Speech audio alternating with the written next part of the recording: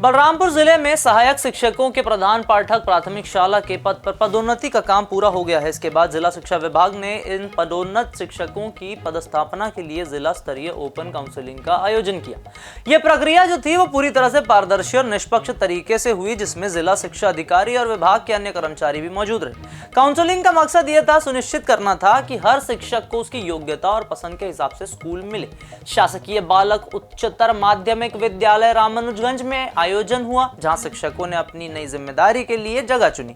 एक तरफ जहां बलरामपुर में सहायक शिक्षकों को पदोन्नति दी गई पूरी पारदर्शिता के साथ, वैसे ही बस्तर और बिलासपुर से सहायक शिक्षकों का कार्रवाई लगातार सरकार से समायोजन की मांग कर रहा है। छत्तीसगढ़ की सरकार से, विष्णुदेव साय सरकार से समायोजन की मांग कर रहा है। लगातार सरकार तक अपनी आवाज पहुंचाने की कोशिश में कभी शिक्षक सड़क पर आते हैं तो कभी भगवा कपड़े पहनते हैं, कभी नेताओं को कलावे बांधते हैं, लेकिन अंततः सरकार द्वारा एक पत्र जारी किया जाता है जिसमें शिक्षकों का कहना था कि उनके मूल अधिकारों का हनन हुआ है।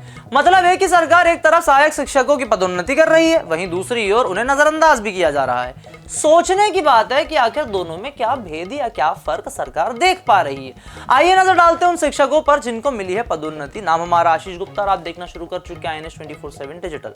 इसमें ई संवर्ग से 28 और टी संवर्ग से 201 शिक्षक शामिल थे। जिला शिक्षक अधिकारी डॉक्टर DN मिश्रा ने बताया कि यह प्रक्रिया जिले के प्राइमरी स्कूलों में नेतृत्व को मजबूत करने के लिए की गई है। काउंसलिंग के बाद सभी पदोन्नत प्रधान पाठकों को उनके पदस्थापना आदेश जारी कर दिए गए हैं। ये शिक्षक अब अपने स्कूलों में जाकर नई जिम्मेदारी संभालेंगे। डॉक्टर मिश्रा ने यह भी कहा कि इस बदलाव से आने वाले शैक्षणिक सत्र में बच्चों को सीधा फायदा होगा। प्रधान पाठक की मौजूदगी से स्कूलों में पढ़ाई का माहौल बेहतर होगा और बच्चों को सही दिशा निर्देश मिलेगा। यह पदोन्नति उन शिक्षकों के लिए भी सम्मान की बात है जो सालों से मेहनत कर रहे थे। काउंसलिंग के दौरान शिक्षकों ने अपनी पसंद के स्कूल चुने, जिससे उनकी संतुष्टि भी बनी रहे। इस प्रक्रिया को देखकर यह लगता है कि शिक्षा विभाग ने शिक्षकों और छात्रों दोनों के ही हितों को ध्यान में रखा है। इस पदोन्नति और काउंसलिंग से बलरामपुर जिले में शिक्षा के क्षेत्र में एक नई शुरुआत हुई है। 229 नए प्रधान पाठक स्कूलों में जाकर न सिर्फ पढ़ाई को बेहतर करेंगे बल्कि स्कूलों के प्रबंधन को भी संभालेंगे।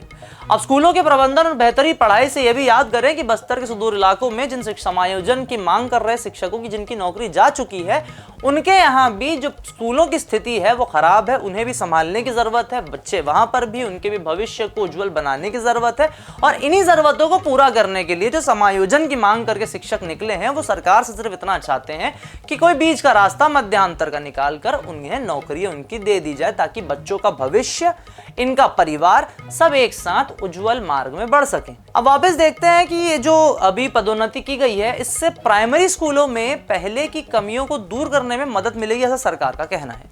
बच्चों को अब अपने स्कूलों में ऐसा नेतृत्व मिलेगा जो उनकी पढ़ाई को नई दिशा दे सकेगा। जिला शिक्षा विभाग का मानना है कि यह कदम बड़े लंबे समय तक असर डालेगा और जिला की शैक्षणिक गुणवत्ता को बढ़ाएगा। जाहिर सी बात है, काउंसलिंग के बाद अगर शिक्षक अपने क्षेत्र और अपने पसंद से सब्जेक्ट चुन के बच्चों को पढ़ा पाएंगे तो बच्चों को वो अपने दिल से पढ़ा भी पाएंगे और बच्चों को ज्यादा अच्छे से चीजें समझ भी आएंगी।